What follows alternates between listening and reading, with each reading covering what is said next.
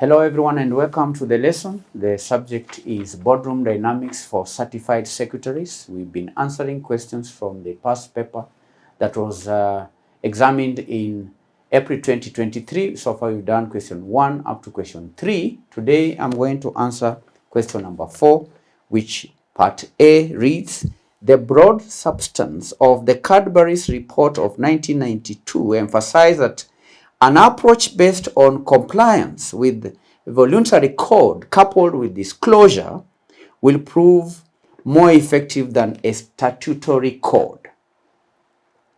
With reference to the above statement, explain 4 recommendations in this report which have been adopted by public companies. With reference to the above statement, explain 4 recommendations of the Cadbury report. We are answering questions from the April 2023. This is question number 4, part A.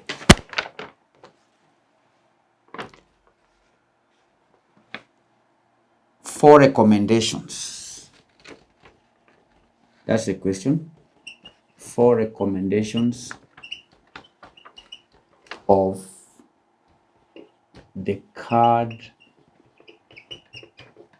Cadbury report of 1992.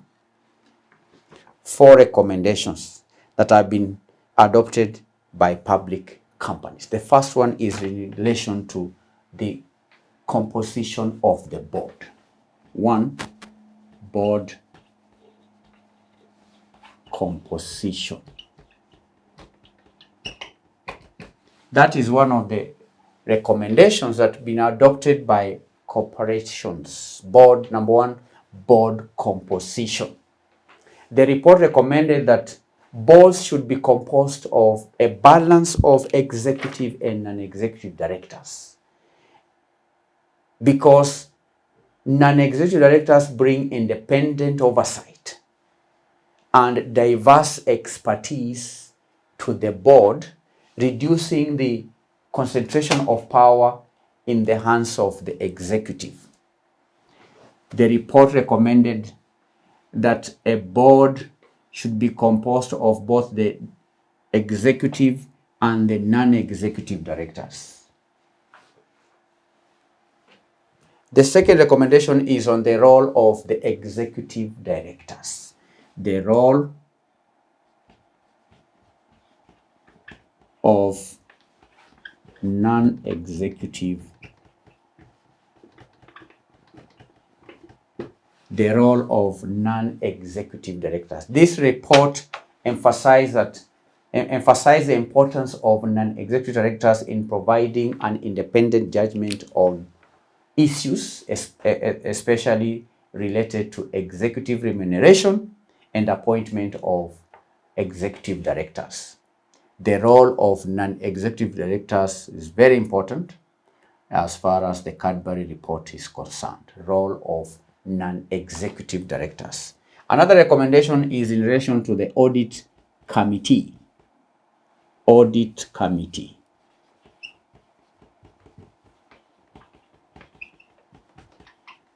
The audit committee. The report recommended that there should be established an audit committee comprising of non-executive directors. The audit committee should comprise what? Non-executive directors. And these committees are responsible for overseeing the financial reporting, overseeing internal controls and risk management, and thereby enhancing transparency and accountability in the company. Audit committees.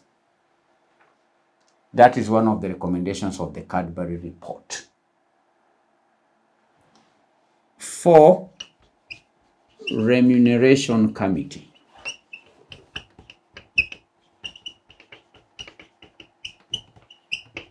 The remuneration committees. Now, the Cadbury's report recommended that boards should set up remuneration committees to determine executive pay ensuring that it is fair, reasonable, and linked to the company's performance. And this measure, candidates, is aimed to address concerns about excessive executive compensation. So these are 4 recommendations of the Cadbury Report of 1992 that has been adopted by many public companies. 1, board composition. 2, role of non-executive directors.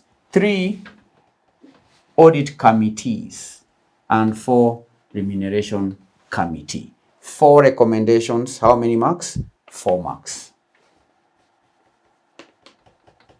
4 recommendations, 4 marks.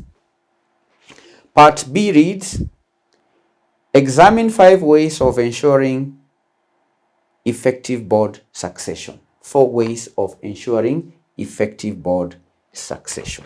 4 ways. 5 ways, not 4, but 5 ways. B.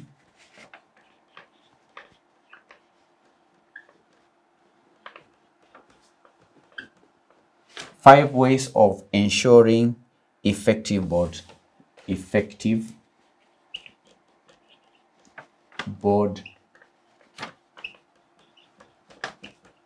succession.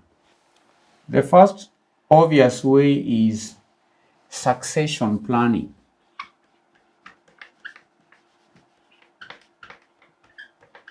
Succession planning. We are discussing ways of ensuring effective board succession. The company should develop a structured and comprehensive succession plan that identifies potential candidates for executive and non-executive roles within the organization. And that plan should consider both the short-term and long-term talent needs. Succession planning. Talent development. Number 2, talent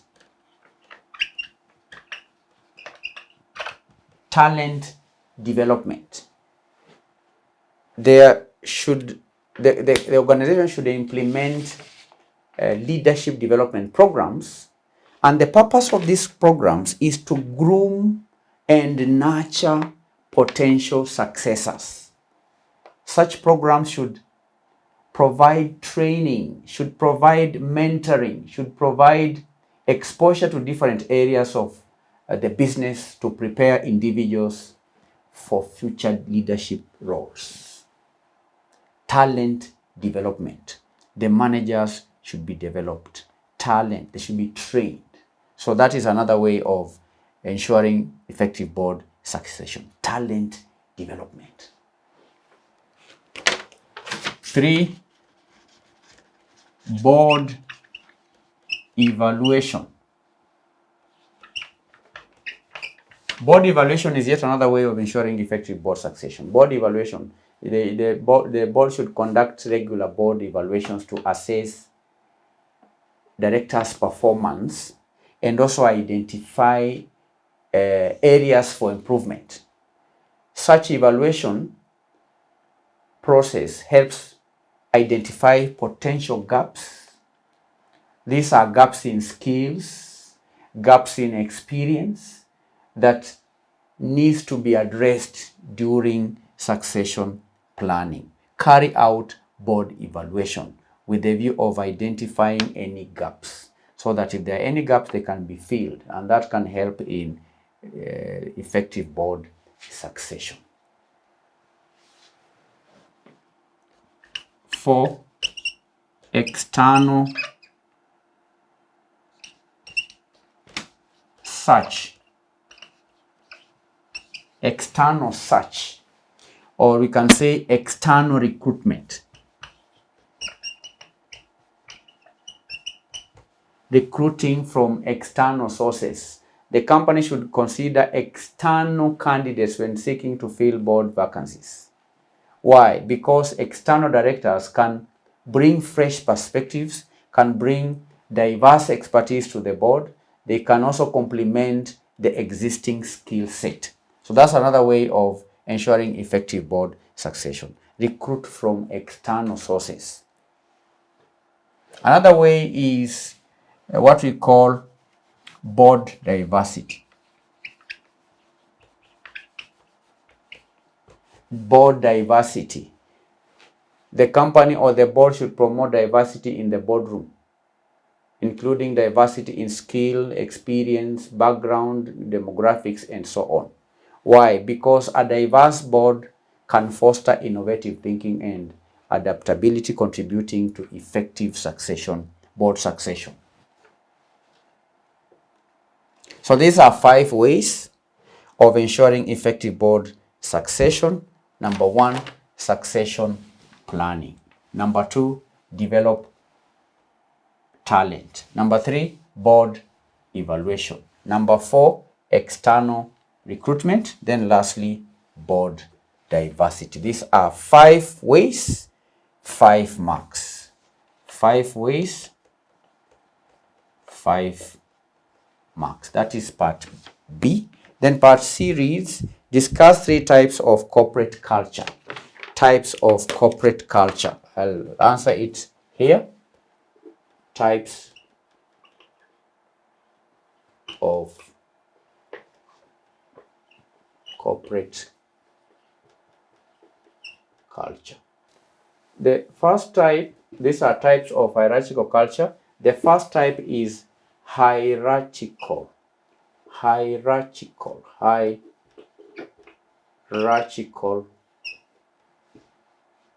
culture. From the word hierarchy. Hierarchical culture is one of the types of corporate culture. Here, candidates, the organization has a chain of command and decision-making authority, which is concentrated at the top.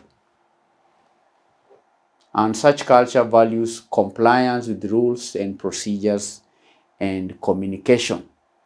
In such a culture, typically flows from top to bottom. And employees are expected in such a culture to follow directives from their supervisors without questioning them. Hierarchy. Information flows top down, top to bottom, top to bottom, hierarchical. In a hierarchical culture, I've said the organization has a clear chain of command, and decision-making authority is concentrated at the top. Such culture values compliance with rules and procedures, and communication flows from top to bottom. That's one type of corporate culture. Then number 2, we have innovative culture.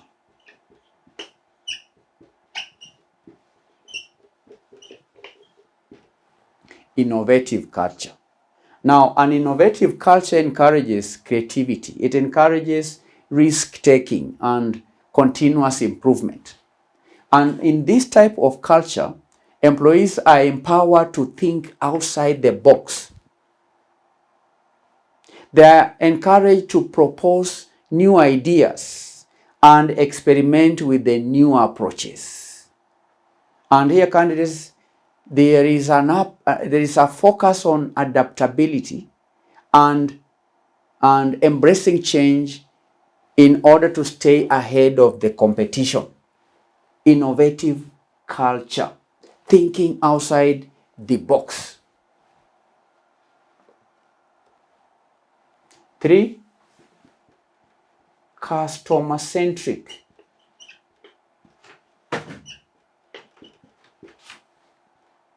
Customer-centric culture. Customer-centric culture. Now, a customer-centric culture prioritizes the needs, prioritizes the preferences of the customers. Here, the organization emphasizes delivering exceptional customer experiences and aligns its strategies with customer satisfaction and loyalty. So, in such a culture, employees are encouraged to listen to customer feedback and make decisions that prioritize customer interests. So these are three types of corporate culture, and it's important to note that corporate culture can be a blend. It can be a blend of these three types of culture. It can be a blend of the three types of culture, or may vary across different departments or even divisions within the same organization. For example, you may have the marketing department developing a customer-centric culture, because the marketing department is in touch mostly with the customers. So it may vary even within the divisions of the same organization. And candidates, the culture plays a significant role in shaping the behavior, in shaping values, in shaping the organization. And also the values. Culture can also shape the values. It can shape the overall performance of the company. So these are three types of corporate culture. Hierarchical culture, number one. Number two, innovative culture. Number three, customer-centric culture. Customer-centered culture. Customer-centric culture. These are three types of culture. Three types of culture. How many marks? 6 marks. Corporate culture, 6 marks. So that will mark the end of the revision of boardroom dynamics for certified secretaries. We've done question number 4. That was examined in April 2023. Part A, 4 marks. Part B, 5 marks. And Part C, 6 marks, giving us a total of 15 marks. In our next lesson, we are going to answer the last question. That is question number 5, which again is in 3 parts. Part A reads, describe 3 standards of good corporate governance as stipulated by the Capital Markets Authority Code or its equivalent. Number 3, determine 4 situations where avoidance would be the most suited method to manage conflict, 4 marks. Then lastly, explain 4 benefits of evidence-based decision making, 8 marks. Try to attempt question number 5 before coming into the next lesson. Thank you. Bye-bye.